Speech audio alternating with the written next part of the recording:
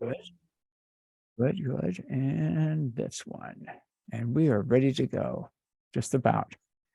I didn't even find the mouse today. Connection. Whew. I'm thinking it's got to be Friday, right? No, not quite, not quite. We're almost there, though. Ladies and gentlemen, you're listening to the We Be Free radio show, Brain Food from the Heartland. My guest, Gary Revel, to live or maybe not. Gary, good morning. Welcome. Good morning. Really glad we're doing this. And Yes. thank you for bearing with my chaos and all my stuff. So, well, thank you too. I mean, I had some delays myself. yeah, I'm glad I don't know how far into it you want to go, but I'm really glad you're doing well. No, I'm doing fine. I just had some surgery, but it's all cool. Good. That's good. That is really, really good. So when I look at your background, it's just so multifaceted. I mean, there's just so much that you do. It just kind of blows me away when I think about movies and records and music publishing and books, Mother Nature Festival, et cetera, et cetera. What people usually say is, so what do you do in your spare time? And the answer, there is no spare time. You're a busy guy. Well, yeah, I amaze myself. I tell you, I don't really, I kind of live like just observing. I'm like an observer of what I do. I don't really know where a lot of it comes from. Well, God, obviously, but yeah, I'm amazed myself. So that's cool. I mean, again, I don't know because I'm not in any of those industries, but it's one thing to make music, to publish music, to write books, to perform music, et cetera, et cetera. Generally people, I don't know, I shouldn't say generally, focus in one direction. You're You can right. do it all. You're right. No, you're right. You're absolutely right. Most people find a career or find something that they want to do and they stick to it and they just stay with it. But for some reason, God has chosen to make me available to almost anything and everything that comes along. And you do it, and you do it well. I've been doing my homework, and like I say, I am totally blown away by all of the things that you do. Let's touch. Can you touch on them a little bit? Well, I think what we should do. I think the focus today should be the one thing really that has happened in my life, other than at about 12 years old, I experienced an inflow of the Spirit of God and just kind of turned my life over to Him. Other than that, the one thing that has affected, even after my marriage and children, everything, one thing that has affected my life more than anything else was my investigation of the assassination of Martin Luther King Jr. But let me stop you for 1 minute. That and God at 12 years old. Can you just tell me a little bit more about that? Well, my mother really didn't go to church that much. When I was 12, she started taking me and my younger brother to an Assembly of God church in Safety Harbor, Florida. That's near Tampa, St. Pete area. And we went and they had a revival where they had a meeting every night for a week. And the young preacher, this was his first time out. He was new to the preaching business. And so every night he would preach, and then he would give the invitation for people to get saved or turn their life over to the Lord. And nobody would come up. And this went on for a week. And so the last night of the revival, I'm 12 years old, I'm sitting there. He's just preaching his heart out. And all of a sudden, I feel very sorry for him. And I think, that poor guy, he's been preaching every night all week. And then he begs people to come up and nobody goes up, So I actually went up that night because I felt sorry for the preacher. And then several of my friends came up after I went up. So that was my first salvation experience or whatever. Then I got baptized in water. I still didn't really know for sure what was going on. One night I read the Gospel of John, the book of John in the Bible, and that kind of cleared it up a little bit. But then we moved to Bartow, Florida. And one night my mother took me to another church. It was a Church of God. And that night, I don't know, God just picked me up. After the preaching, I didn't intend to go forward or anything. I just felt like something picked me up and took me down there to the altar. I started speaking in tongues. Some foreign language started coming out of my mouth, and started walking around. I'd walk around, I'd hold up my hand. I'd be walking by an aisle and I'd hope, okay, I think I froze again. You did. Go ahead. Go. Okay. And I'd hold up my hand and a person would fall down. So at 12 years old, I saw the power, a supernatural power of God. Like, a lot of people never see anything like that. So it was really something else. But see, I didn't really become a church person. I didn't really start going, and become a preacher or anything. I did carry that with me, but then I ended up doing a lot of things, and I know God protected me. I mean, I was in gunfights. I was in, people tried to kill me when I was doing counter espionage in the Navy during the Vietnam War, and somehow God brought me through all of that, and I'm still alive. So all I can say is it was God. Yeah. Wow. I'm talking with Gary Revel at GaryRevel.com. Of course, we've got those links up at louisfreeshow.com, WFMJ.com, etc. The image is frozen, but the audio is perfect, Gary. So let's just roll with it. And maybe I don't know. I can't figure it out. You and I can't figure it out. So it's froze. Maybe it'll catch up in a little bit. Let's talk about the investigations that you did regarding Martin Luther King Jr. and President Kennedy. Okay, well, that was in 1977. I was living in Nashville, Tennessee. I had already lived in Hollywood, started in the recording business, helping develop movies, lived in New York City, in Memphis, met Elvis Presley and Jerry Lee Lewis. My manager was Judd Phillips, who was, his dad and uncle were Sam and Judd Phillips, who owned Sun Records and started Elvis and all those folks. So I was already, did a lot of things, worked on counter espionage during the Vietnam War and all that stuff. So I'm there in Nashville in 1977, and one of my associates was Jack Kershaw, an attorney, and he met with James Earl Ray in prison and became his attorney. And this was then the House Select Committee on Assassinations was formed to investigate the assassinations of Martin Luther King and John F. Kennedy. And James Earl Ray's attorney, representing him to that particular government body. And he asked me, he said, I'd been doing some investigations for him already, some undercover stuff. And so one day he said, Gary, he said, I want you to help me with this. I want you to investigate the Martin Luther King assassination. Well, when he first asked me, I didn't really, the idea didn't,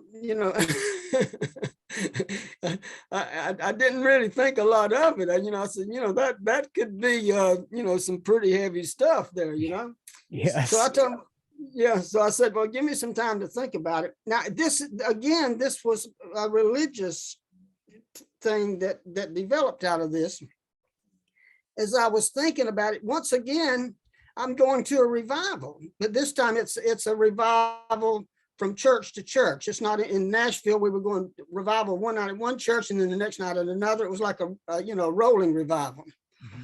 So I'm at a black church one night, and the preacher, after he preaches, he comes back. I'm sitting in he knew me. We'd seen each other a couple of times, so he knew me, but he didn't know nothing about my work. He knew nothing about my investigation work. Was all undercover. I never spoke. Nobody spoke of that. I never spoke of it. But he came back to me and he said, Gary, he said, God told me to tell you something. And I said, well, okay, I'm listening. He said, God said to tell you to quit playing around in the shallow water and get on out there where it's deep. Oh. And he didn't know that I knew what that was about. And what I knew was God was saying, you know, you go ahead and investigate this assassination of Martin Luther King. That's what I heard. So that's the night I made up my mind. And then I told Jack the next guy, I said, well, the first thing I've got to do is meet James Earl Ray. I've got to look him in the eye. I've got to shake his hand. I've got to listen to him tell his story. I've got to determine whether or not the man's a killer or not. So that was my first step. The process, again, I want to get into your book, To Live or Maybe Not, again, Revel's book, one of your many books, recent book, but the idea of bringing things forward that weren't the way it had been planned to, you know, it was James Earl Ray, it was Oswald, whatever, and people accepted that. Except you found things to be very different. I did, and I didn't really want to. As a matter of fact, some you know, not only was it disturbing to once I was able to get files and documents and you know, and interview people and stuff, it was very disturbing to me that people in the government like J. Edgar Hoover and like Lyndon Johnson, very disturbing that they would be, you know, and you know, out front publicly, they're all good and, you know, talking about all, you know, God and everything sometimes, you know, and then privately, they were actually, you know, helping to kill people or at least giving support, you know. So yeah, it was very disturbing to me to find out all that out. But yeah, I found out that James Earl Ray did not shoot and kill Martin Luther King Jr.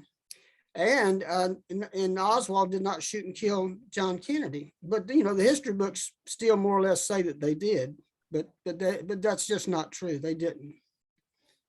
I mean, that's finding that and again bringing it forward because of conspiracies or whatever. You had to know that was dangerous. It was dangerous. I knew it every day. Once I started investigating, one of the first things that happened was one night I heard some noise outside, and I went out to see what was going on. Someone ran off into the. I was living near a little creek in a wooded area. Someone just took off, and I started trying to catch them at first, but then you know, I've got a wife and a couple of small children there, so I didn't want to leave them. So then the next morning I get in the car and I'm driving to, as a matter of fact, I'm going to Jack Kershaw's office, which I normally would go to every day during that time. And so I got off the freeway and I was just driving up Doge Place. If anyone knows Nashville, there's a little street called Doge Place, and he lived right there at that corner house. But as I'm driving and nearing his driveway, I hear a bang and I see a tire go flying out in front of me. And what had happened, my left, I think it was either left rear or left front. It's been a long time. 77 has been a long time. But anyway, the tire went flying off and my car hit the pavement, the axle, you know. Yeah. So what had happened, someone that night, the night before, when I heard someone outside and I went out, they had loosened the lugs on my tire. And basically, if I'd been on the freeway and that had happened, going 60 or 70 miles an hour, I'd probably be dead. So it was definitely the first attempt on my life during this process of my investigation of the assassination of Martin Luther King Jr. And you found it to be assassination teams that did this. Yeah. Yes, I did. Yeah, it was a team that was run by E. Howard Hunt. Mm-hmm. E. Howard Hunt was a CIA operative. He was later involved in the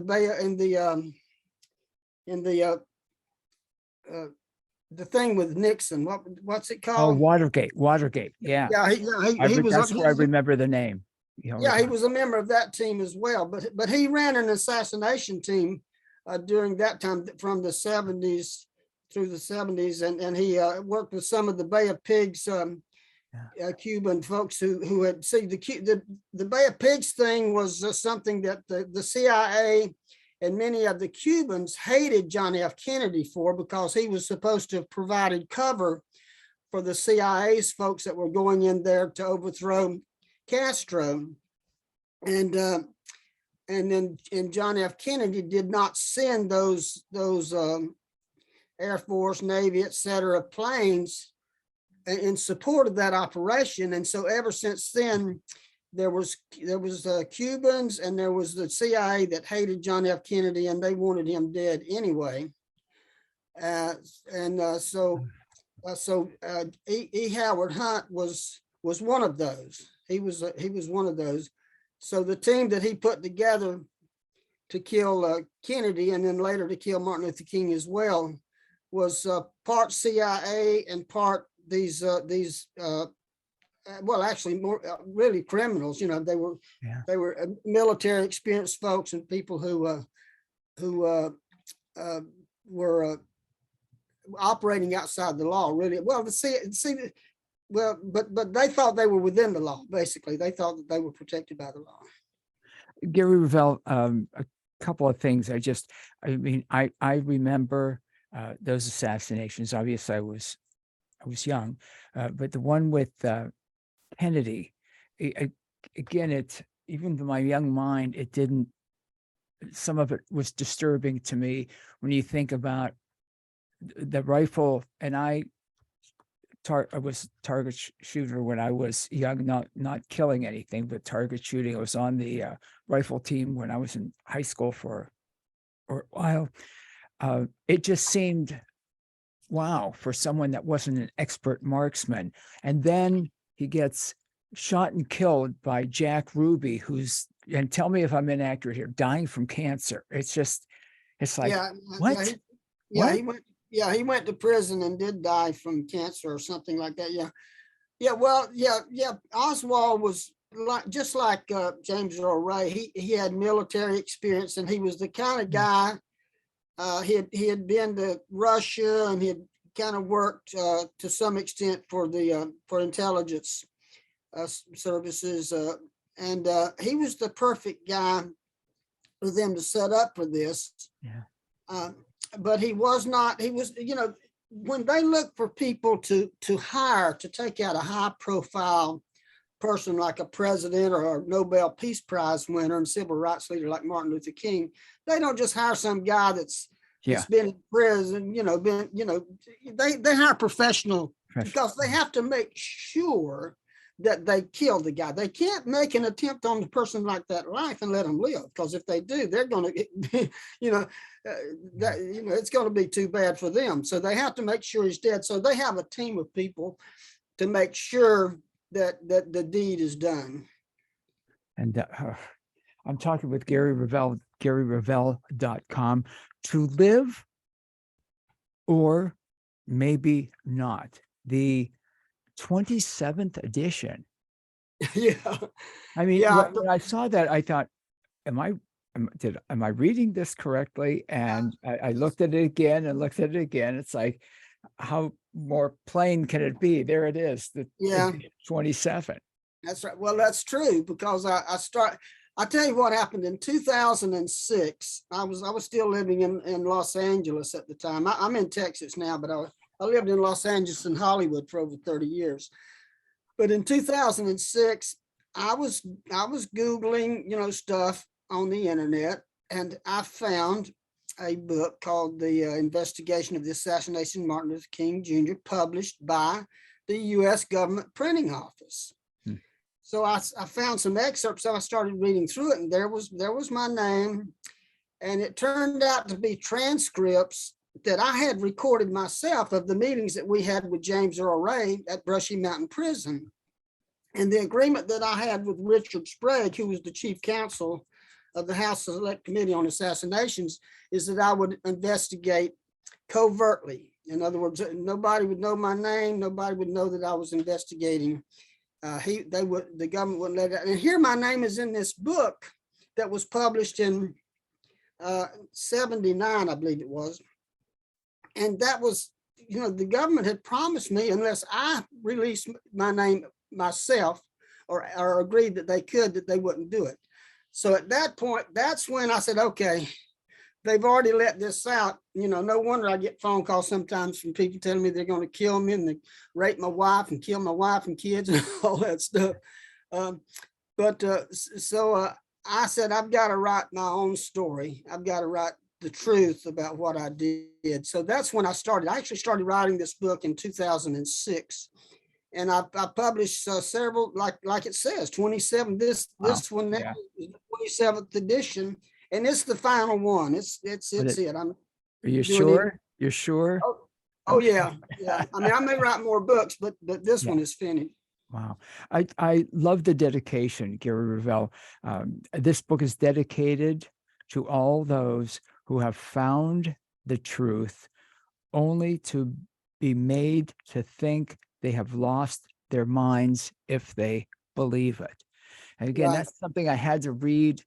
I wanted to make sure I was absorbing it. I didn't want to read it quickly. I read it and I thought, let me read that again. Let me read that again. That's very powerful.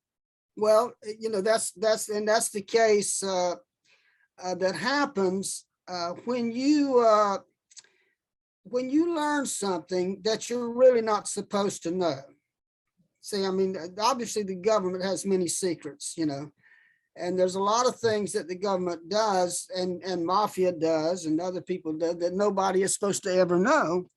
And if you learn, and even like, there's a lot of other different areas where I could go into, but the basic fact is if you learn something you really are not allowed to know and you start talking about it, people are going to say you're nuts. Well, that's, or call you a conspiracy theorist. Now, let me make one thing clear now. I am not a conspiracy theorist. Okay. I don't have a conspiracy theory. What I've done is I investigated these things myself. I was in gunfights and people tried to kill me and all this stuff. They killed my brother. They killed Bill Sullivan during all this. So I am the real thing. I'm talking about and written about things that I myself actually experienced and did and found to be true myself. It's not based on, I'm not an academic. I'm not a scholar. I don't write books that have 100 sources. I just write, my book is, I am the only source of my book. I'm just telling my story.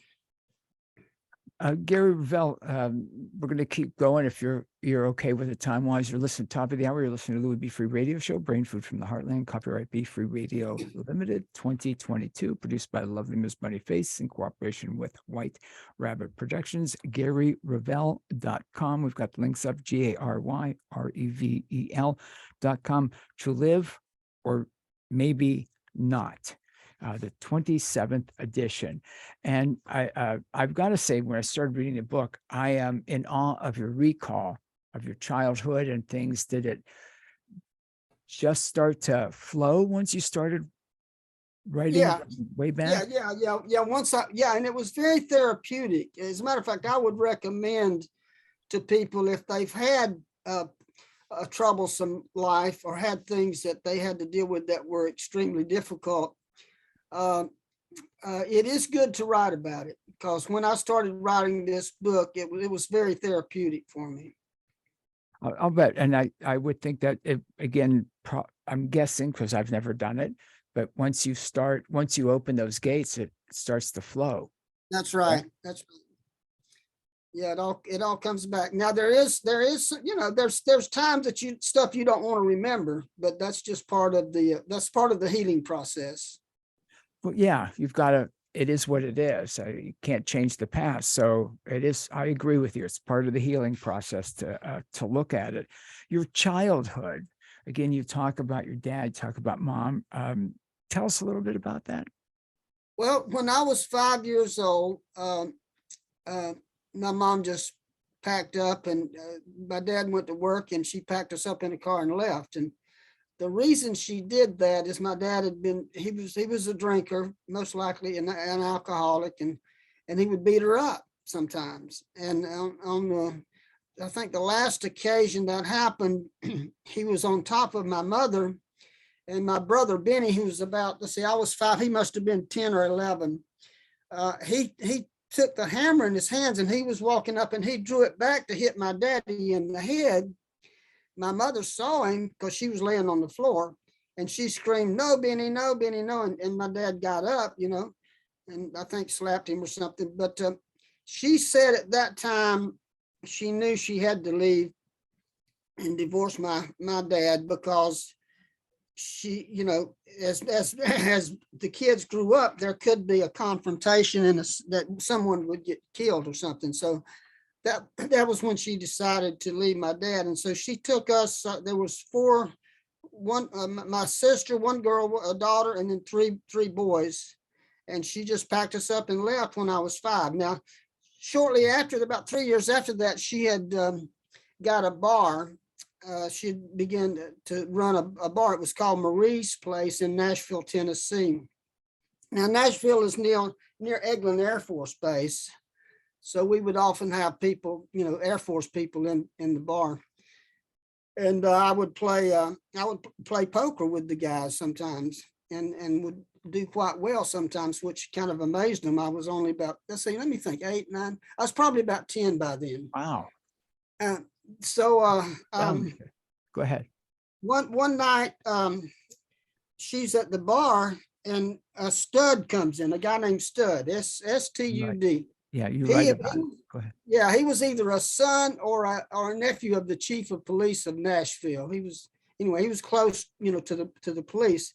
And he came in and asked for a beer. And my mother said, "Stud, I can't give you a beer. Your dad told me, because you come in here, you get drunk and you start fights, and your dad told me not to serve you alcohol." She said, "Here, I'll give you a Coke." And back then it was those little glass bottle Coke bottles, and she got a Coke out and just she gave him a Coke, set it in front of him. Now, standing beside Stud was a man named Wild Eye. And they called him Wild Eye because one of his eyes went off, in a different direction. But he was a good friend of my mother's, and he often, visited the bar. So the Stud drinks the Coke, and he turns to Wild Eye. He says, "Watch this." He said, I'm going to put this little lady to sleep for a long time." And he draws the Coke bottle back in his right hand. Well, at that time, my mother notices it and sees it. So she reaches under the counter and pulls out a little 22. And as Wild Eye gets all the way back and starts trying to throw it, the Stud gets back and starts to try to hit her with the bottle. Wild Eye reaches across with his left hand right across his body and grabs his right hand to keep him from doing it. Well, by then my mother has pulled the trigger on the first shot, trying to hit his arm. She said she was trying to hit his arm, to stop him from hitting her with the bottle. But the first shot does not happen. It's now, see, this is part of the story. The reason the gun didn't have all 6 bullets in it is because me and my brother had the pistol out earlier that day out in the woods in the back of the bar practicing, and we didn't fully load it. So she thought she had a loaded gun and she didn't. So it misfired the first time. Then she panicked and she just started pulling the trigger. So when it did go off about the 3rd or 4th round, it hit Wild Eye in the temple. See, Wild Eye was kind of in front of Stud holding his arm, and they were tussling. So when the bullet finally went off, it hit the man who was trying to save her life. And he fell and died. And she ended up spending a couple of months in prison. In jail. I was staying with friends, and then my aunt while she was in jail. It was finally dismissed because it was an accident. But that was an event that happened in my early life. I was about 10 years old. And of course, it had an effect on me. Of course, yeah. Of course. I mean, that would be very traumatic for, I think, at any age, but especially for a kid, especially for a young kid. You also write about your dad dying and what you had been told about him falling off the porch steps. Right. and how you were bedside just before he died, That's Gary, right. and had told him not to worry, everything would be all right. You and Kenneth, your brother, left the room for about 30 minutes and came back, and he was gone. He had died. That's right. Yeah, and that was what's funny about my dad and the Revel family in Florala, Alabama. That's where I was born. Florala, Florala. It's a small town right on the Florida-Alabama line. He grew up in a house where he was born. That they had lived there all their life, and he was he was about 58, but he was an alcoholic, and he would get drunk. And he was staying there in the house he grew up in. He knew very well. It had a high, those southern houses, some of them that, those have those high porches. This one had a porch all the way across the front. And I think that porch had to be at least maybe 4.5, 5 feet off the ground. And one day, the fellow that lived next door, I knew him. He worked with my dad quite a bit. And he told me what happened. He said, I was sitting right here, he was just next door. And he said, your dad started walking up the steps to go into the house. And as he got near the top step, he just fell like a tree.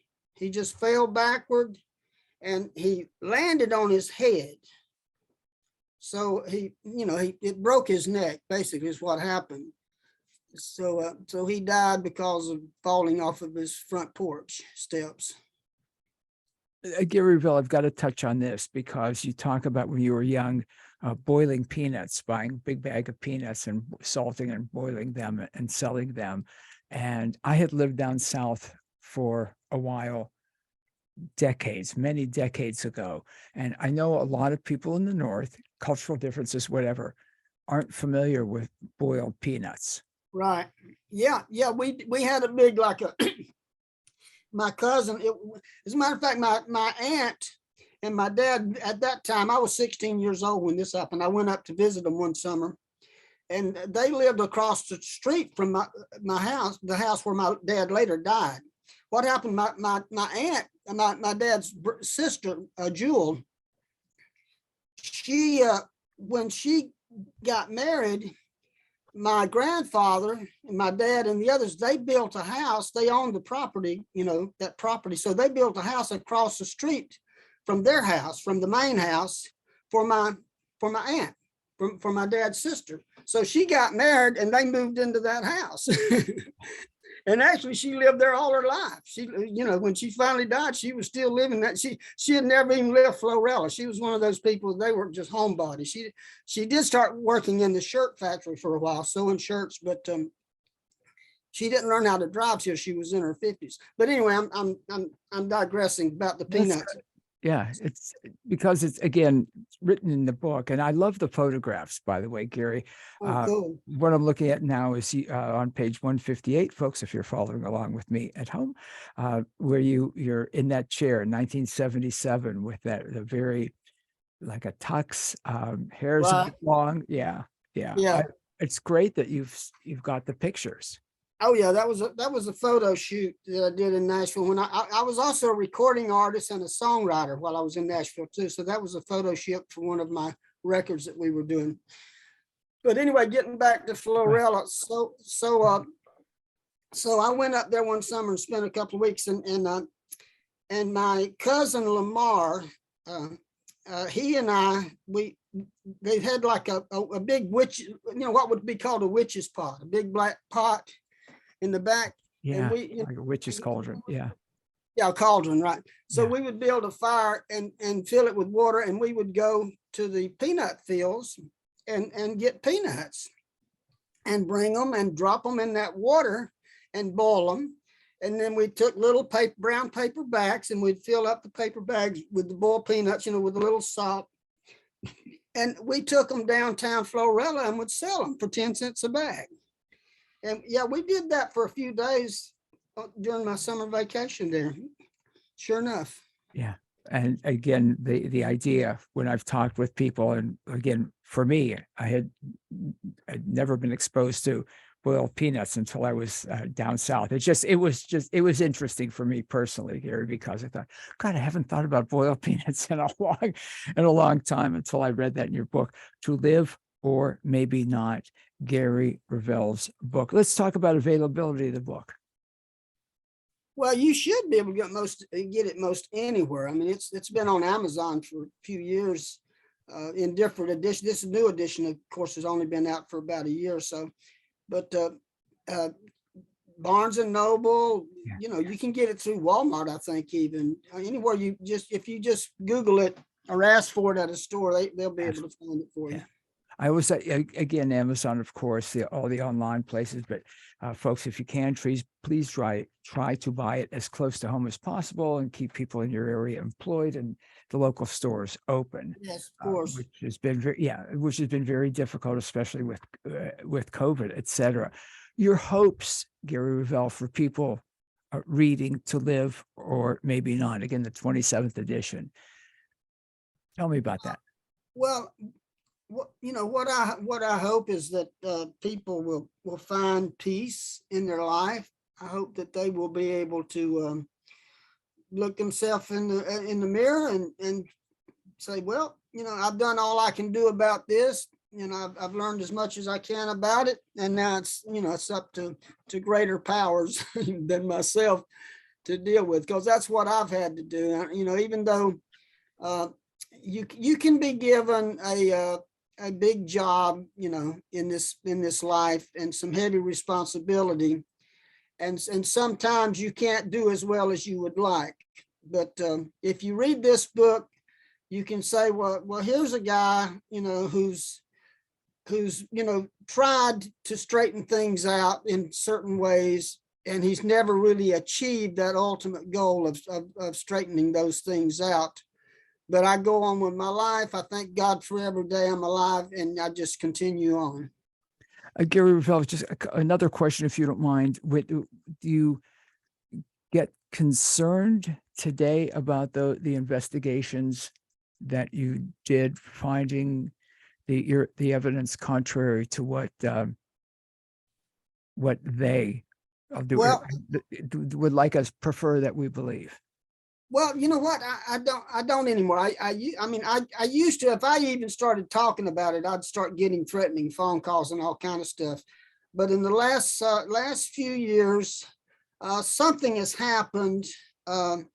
It's been several years really since I've felt any kind of pressure. Now I still do get calls, like when I start doing like this interview. I'll get some calls because of this interview.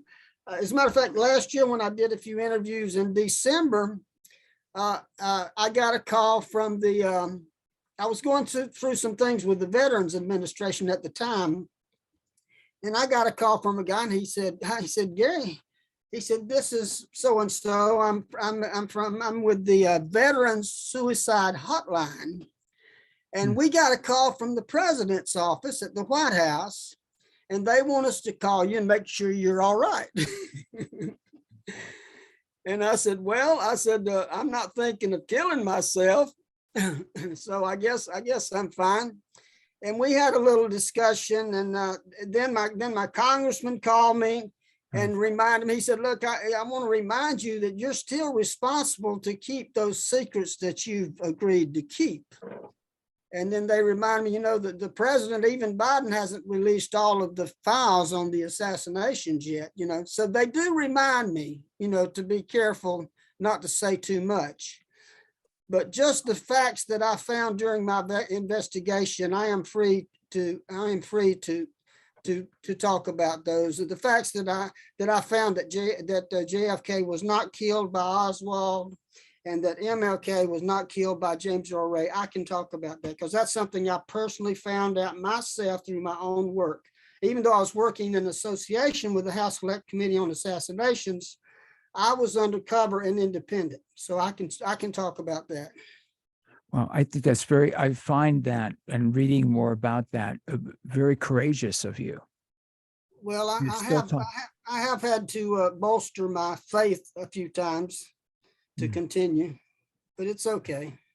Yeah. And I find that very courageous. I know again, Gary's Revel is still frozen. You'll come back. You'll try this again, right? You'll Okay, come back sure. and continue to talk with me, Gary, correct? Or Yeah, let's do it again. I'm not too wacky, right? Yeah, no, this is great. I enjoyed it, and we can get I- into some more details next time. I would love to. I don't know if you can, I don't know if I'm frozen am I frozen on your end? No, you're not frozen on mine, but I I can don't know see if you I'm see, frozen. I don't know if you see all my notes and all the pages marked Yeah, down in the I book. can So there's see. a lot more I'd love to talk with you about. I really Yeah. appreciate, I'm glad you're well. I'm glad you're doing okay. And thank you for your patience with me and scheduling. I'm grateful. I'm really glad No we problem. connected. And Okay, maybe well, you'll just sing a song next time, huh? yeah, I can do that. I've I got a love that. guitar. Right. Yeah, actually, and I'm also playing better now since my neck surgery. You are. Wow. Yeah, yeah, yeah. It was a good thing that I did that. Wow. Yeah, it sounds very intense what you and I communicated about, we talked about before went on. It very intense. And I think your recovery is miraculous, near Yeah, miraculous. So I'm glad. Gary, we'll do it again. GaryRevel.com. All right. And I've got, ladies and gentlemen, I really found the book really interesting